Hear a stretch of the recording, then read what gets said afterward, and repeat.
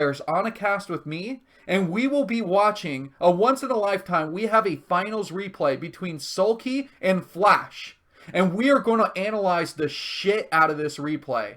And we are going to spend an hour, and if we need to take longer, we will. But we are going to spend an hour on Thursday. I'm going to move the time earlier, too. So that way we can actually have the European scene awake while we do this cast. Because I want everybody to get involved. I mean, this is going to be fun.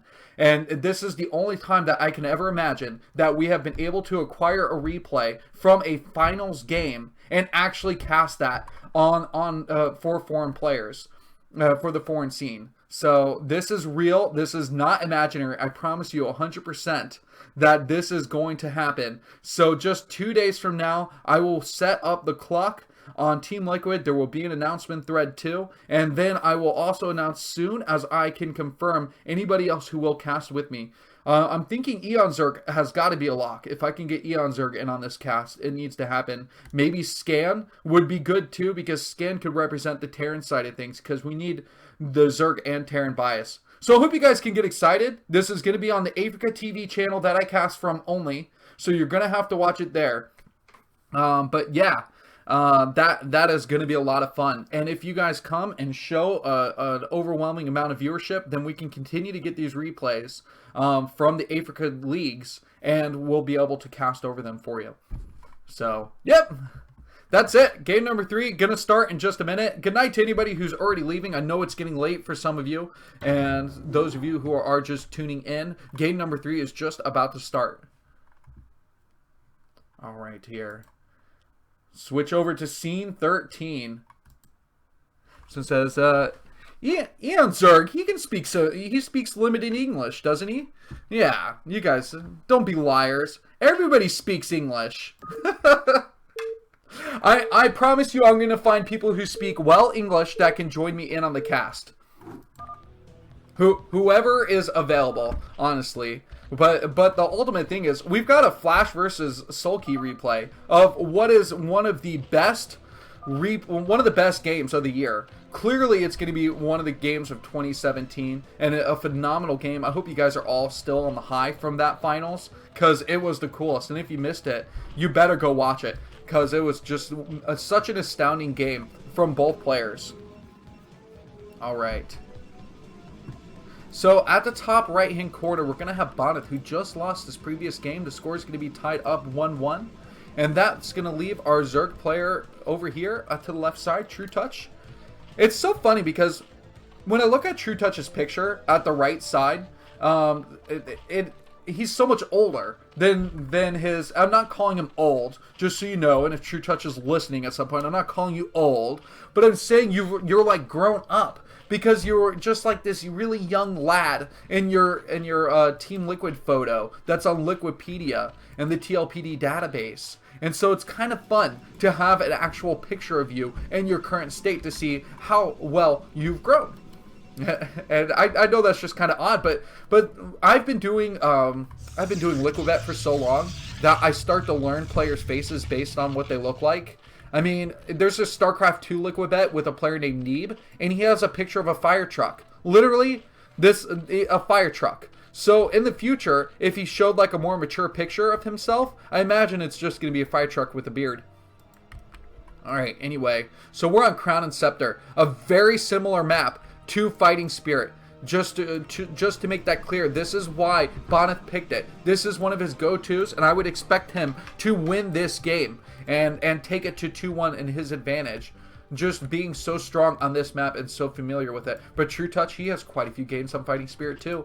I wonder if you could compare how many Fighting Spirit games each player has played. I mean, it's got to be in the thousands, but how many thousands is the question. So this is the standard build for Protoss these days on Fighting Spirit. Just so common. Do you open up with a gateway at the natural base? So with Bonyth opening up with the gateway, he's going to get Zealots out early. And this Overlord at least is going to give Trutacz that nice information of, okay, I saw the first Zealot pop out, Now Trutacz can prepare for it and respond appropriately. The spawning pool is going to finish, and it's got to be 6 Zerglings right away.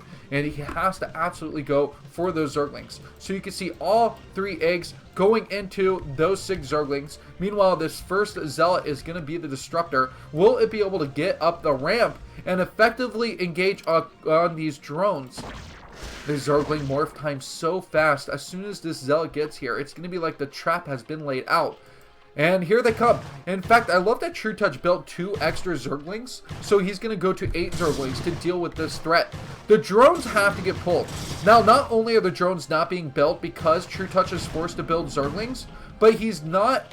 so if he loses them, it's just going to be really, really a bad situation. He's not even mining gas here because he has to pull these drones to effectively Vicar them across the line. I think that's something that Bonyth is going to have to pay attention to. Also, the fact that Trutacz isn't mining gas. Why?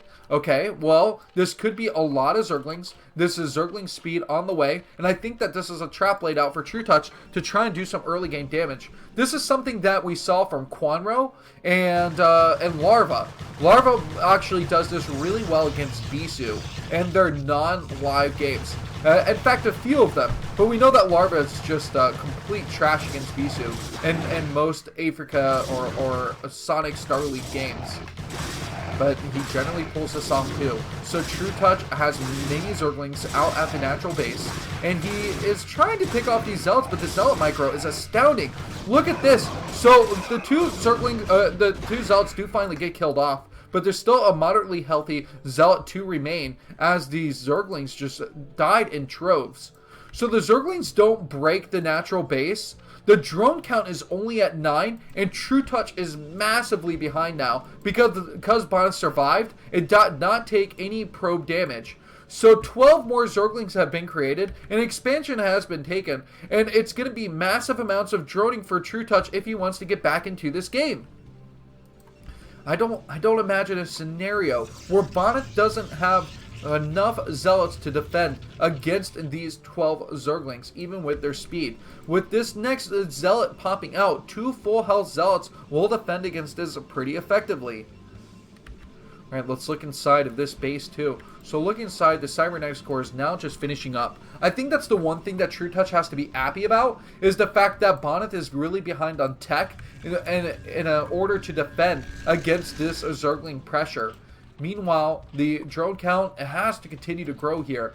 At any time that we see another unit other side besides a drone or an overlord, I'm just going to be absolutely shaking my head because Trutacz knows what he has to go for. So he's going for Hydralisk as a follow-up, and I'm wondering if he's finding that late game play against Bonyth might be too hard to win against, and so he's going to be trying another 3-base Hydralisk play or to try and win early on. Game number 2 worked out really well for him by going for that 5-hatch Hydra play. And so I wonder if that's just going to continue to be his bread and butter to win this best of 9. Alright, enough wondering. Let's try and figure out what we see here. A Stargate has been completed. Corsair will be out very shortly. Citadel of Dune following up. So remember last game where I talked about the Citadel of Dune being early and the 2-gate follow-up? So this is where you actually see the more Bisu build 2.0, where it's this Forge. You start the +1 earlier on. You get the Stargate to get a couple Corsairs, 2 to 3.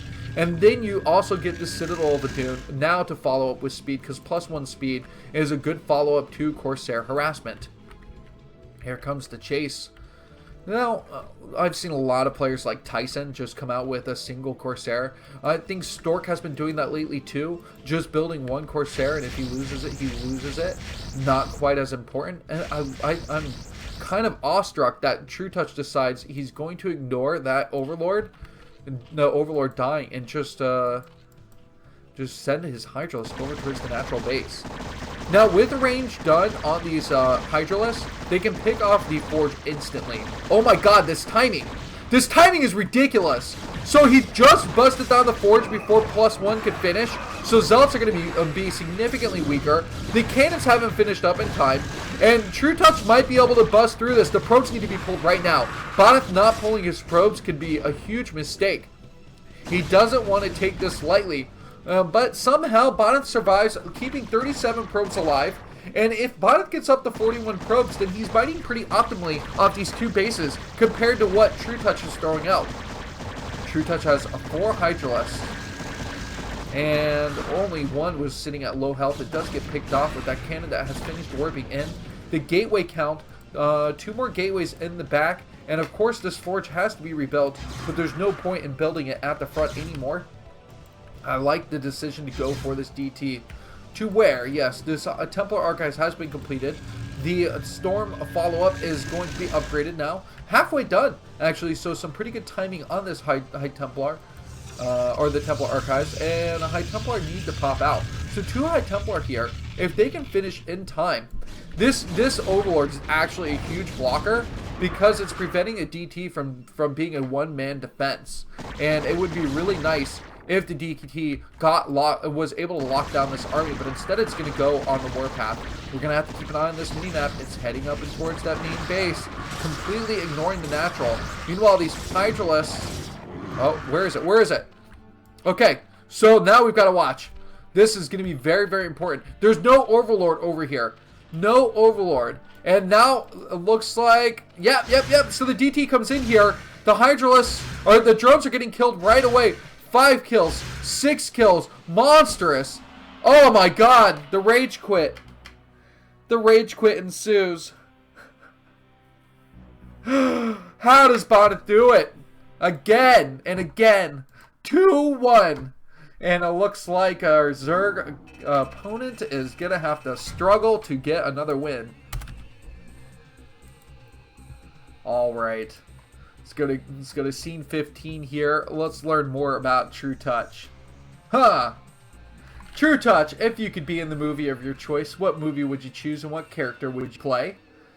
He says, I have no idea, so I'm just going to post a random picture.